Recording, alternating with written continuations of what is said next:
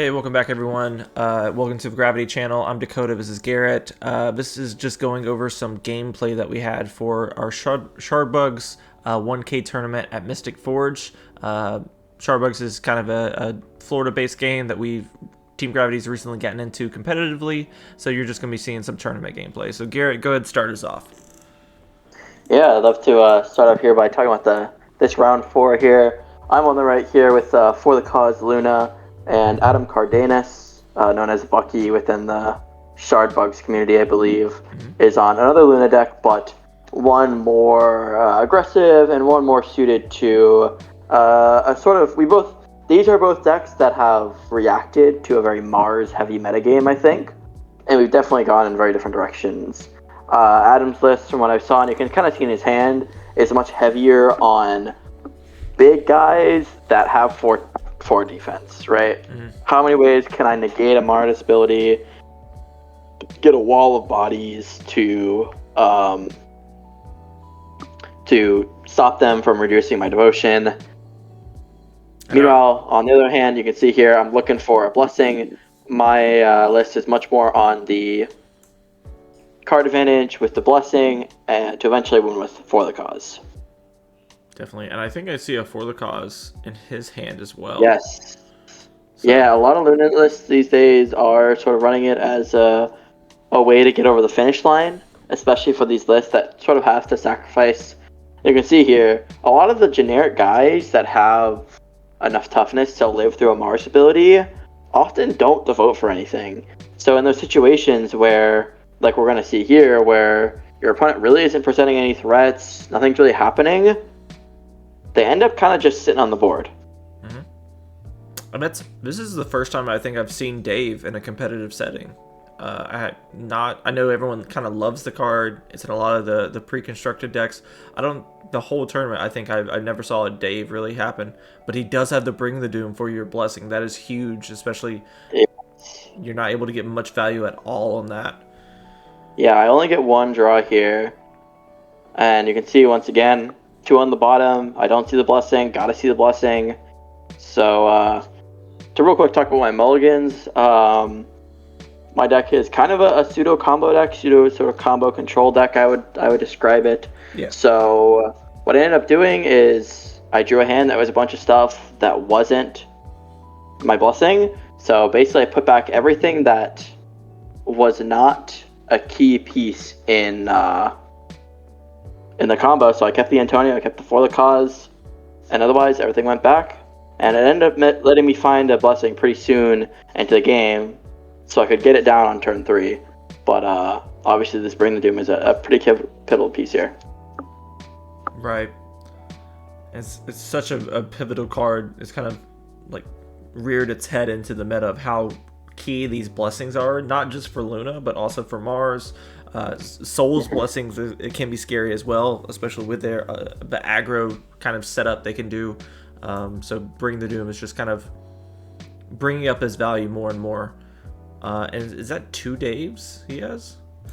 Yeah, he's played out a second Dave. So I'm really not looking to play anything here. Once again, just continuing to look for the blessing. I think I consider for a moment playing the Hive Sneak, but I know that just like it'll die one turn, and the next turn the worm will get killed by the Daves. So really not a whole lot of point in doing that. Definitely.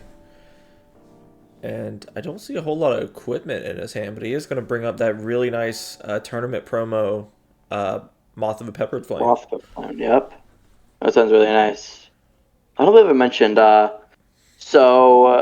these 2 players, myself and Adam here, are 3-0, the only 3-0s at this tournament. We somewhat of a 15-player turnout here. Mm-hmm. So we ended up drawing into top 4 cut.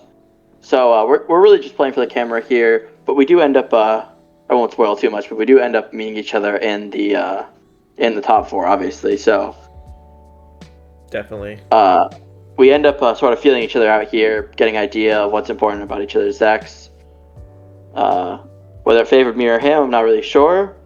Well, I guess the results speak for themselves, but you can. It's okay. You don't have to be modest, Garrett. It's okay. You did win the tournament.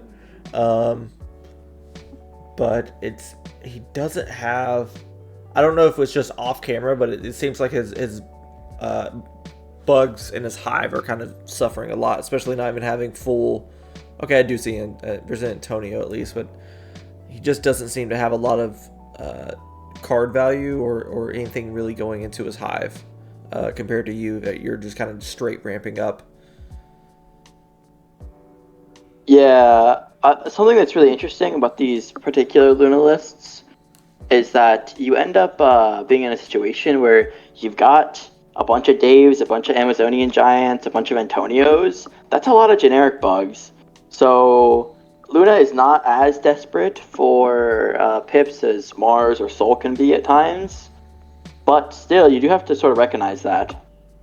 It's here, one of the most powerful plays, and something that's really helps this deck a lot, is Morning Dew, 3 dust, draw 2, discard 1, and a deck full of stuff that draws a card when it's discarded, ends up just being 1 card, draw 3, go up another card in your hand. Right. Just here's an Ancestral Recall, basically.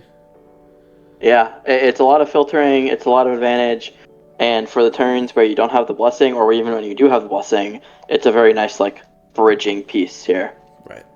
But, once again, the importance of Bring the Doom. I'm doing stuff is happening on my board, I'm scrying, things are happening, I'm finding a lot of Antonios, which means that I'm in a position where, even without the blessing, I'm kind of okay, and looking like I can end the turn, or end the game at some point, but my opponent's still getting pieces together, starting to devote for more and more a turn. I think at this point he's around like 4 or 6 devotion. I mean, those moths are eventually. I think he's only at 2, actually. Oh, really? Oh, okay. Because I think he went Dave, Moth of Peppered Flame, and then Moth and Antonio. So I think this is the first devotion he's gotten so far. Got you. But still, those moths, 4 devotion a turn is nothing to mess around with. Yeah, especially I'm really tanking here, thinking, what is the best play? How do I stop my opponent from just kind of running away with the game right now? Of course, classic combo control. I think about that and then realize, whatever, what if I did nothing? Yeah, it's like, am I going to lose this turn? No. Okay, that's fine. And it's an interesting play to put out the Amazonian Giant. I would probably go for like something that devotes at least. But this is the first matchup between the two of you, so your opponent probably doesn't understand that you're just a pure combo for the cause deck. And it can really, that's part of it as well. It can just really blindside people of like, hey, I'm not going to do anything, then okay, I win now, out of nowhere. Yeah, I mean, at this point, I think the signs are on the wall, but even then, there's only so much you can do here. Right. And you kind of see, Bobbit is a really interesting piece. I don't think we've talked about yet in this deck, and just Luna decks in general. It's one of the biggest guys out there, so it's really good at surprising your opponent and reducing their devotion. You can see that it gets respected a lot with the 5 dust to the boot, but throughout this game it proves to be very important, even though I end up losing the devotion it gained me in 1 turn. Right. So I believe your opponent's at 8 devotion right now, from 2 of the moths kind of going off. I think it's 10. Okay. Unless I'm wrong about that, I'm not sure. Probably. It's a little unfortunate that we don't get to see the devotion here, because it does end up being very important in this game. Yeah. And it's kind of a tough place to be in. You're thinking if you want that moonbeam or if you want to put it on the bottom. You still don't have a blessing. Yeah. Which is, it looks like you have all the Antonios you need.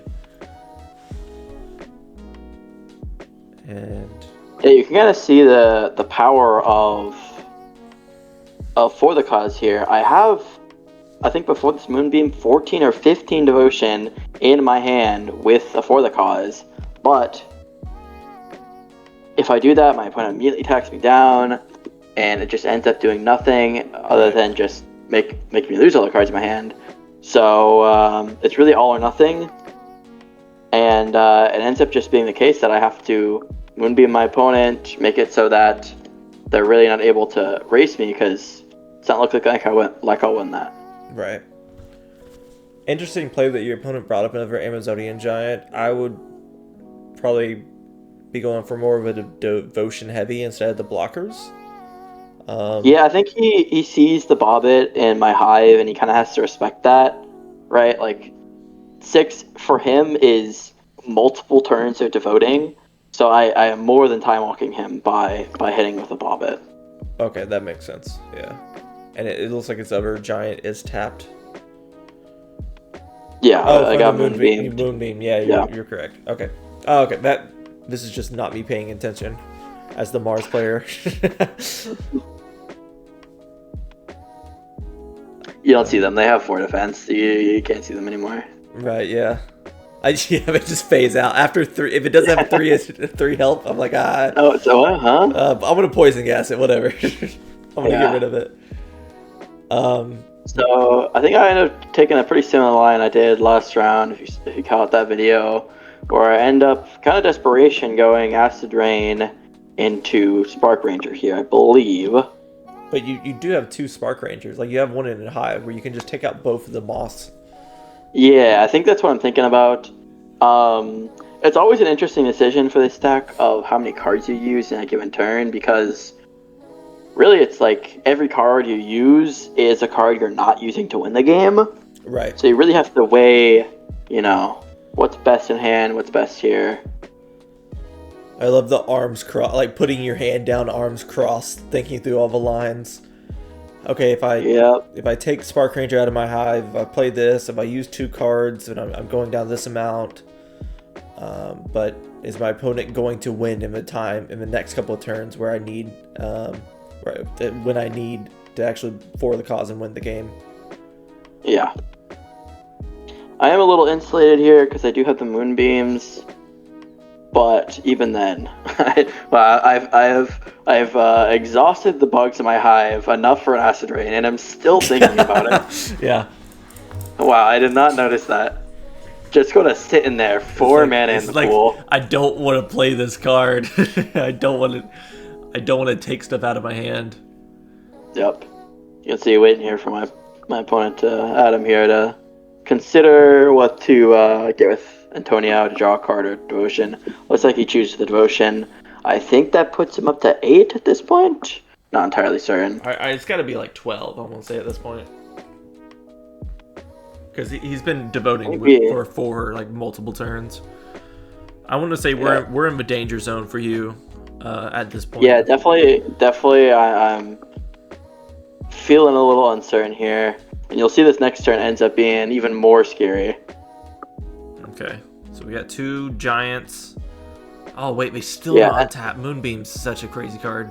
Oh no, they're on top. He's getting to it. Okay. Yeah, that would be insane. Part of the reason, yep. That's beautiful. I think part of the reason why I was thinking about the Acid Rain for so long is because I saw that he had a Spark Ranger in his hive, so I knew that I was sort of going really card negative by losing the Spark Rangers in play. Mm-hmm. But it ends up being worse than that, actually, because he has 2 in his hand that just become the voters and immediately start to ruin my plans. Definitely, yeah. Do you see a Morning Dew? Finally. Yep, I believe I scry this to the top last turn, just trying to see as many cards as possible. Making sure and counting, making sure that I'm able to... I believe I'm playing to Moonbeam this turn, so I think I end up using the Morning Dew in the blind, which ends up kind of being an interesting play, because it does draw me another Moonbeam, which is a very powerful card, and a Big Apple, which is, kind of it leaves me, unless I want to discard Antonio, which is kind of inopportune at this moment, it leaves me sort of wondering what card to discard. I end up going with a Big Apple, but... Definitely. Oh, okay. There we go. See the Leviathan coming up. Gonna gain some Yep. devotion. Yeah. Yeah, so at this point, I'm sort of formulating a plan in my head. My opponent has a lot of devotion, so my really only options without the blessing are to keep him down with a moonbeam until I'm able to for the cause, or reduces the devotion with a bobbit. You can see here, my plan is really just to go, really just to play the bobbit and then try to get a solid attacking with a moonbeam here. Wow. That's a lot of creatures on board for your opponent. Yeah. Another Antonio. Is that the 4th Antonio that you have in your hand? That's the 4th Antonio. So that is. So I've got 12. something like 13 or 14 devotion in my hand with the For the Cause. So I've ended up pretty close with this bobbit. And you can sort of see my my plans to close out this game here. So yeah, I'm wanting to do a sugar water on top. End up, I think, putting those both on the bottom. A lot of very small decisions in this deck. Like just even what you're tapping, what you're scrying to the top. Is that what would you say is like your favorite gameplay or plan with this deck that you like going with? I mean, the easiest games are the most relaxed. You know, you got your blessing down. Your opponent really isn't threatening you that much, so you're really just, you know, there to chill out. Mm-hmm. Definitely. But yeah, I think my opponent was at 18 devotion, and then I managed to moonbeam him for the second time to get him down. To 12. So yeah, I get him to 12. But still very scary. He's got 4 devotion on turn if he somehow is able to kill his own Antonio. Oh, there's the blessing on top. There's the but blessing. I don't know if he managed to kill his Antonio. You know, it's looking very scary for me still. Right. And especially because Bobbit is not going to be in play for this turn. Yeah, from the Twilight's Charm last turn. Mm-hmm. So I believe really my only option is to go for a Moonbeam here. Just to play it safe, because I don't think my opponent has enough to get it all in one turn here, but still, with a little bit of finagling, it might end up... Oh, I end up going for a Bobbit. Okay. I think I end up gambling. Yeah. I remember now. I end up gambling that my opponent doesn't have a way to finish off the devotion they need. My Bobbits are kind of protected by being tapped, so they can't be focused. And it just turned this Moonbeam into my hand. It's just such a haymaker of all of a sudden I'm getting in for 12 and reducing your devotion by quite a lot. Definitely. Especially with you knowing the blessings on its way, so you know that you're on the come up basically after you get through this Moonbeam. Mm-hmm. You can kind of finish off with this for the cause. Yeah. Another Leviathan hitting the board. Was that the 4th one? Yeah, lots of Leviathans in play right now. So we are going up quite a lot of devotion. At least 4, it looks like 6 devotion going back up. So we're back up to 18, I believe. Yeah, I believe we're back up to 18 here. So if I think your opponent would have blocked with the Antonio, then they would have just won.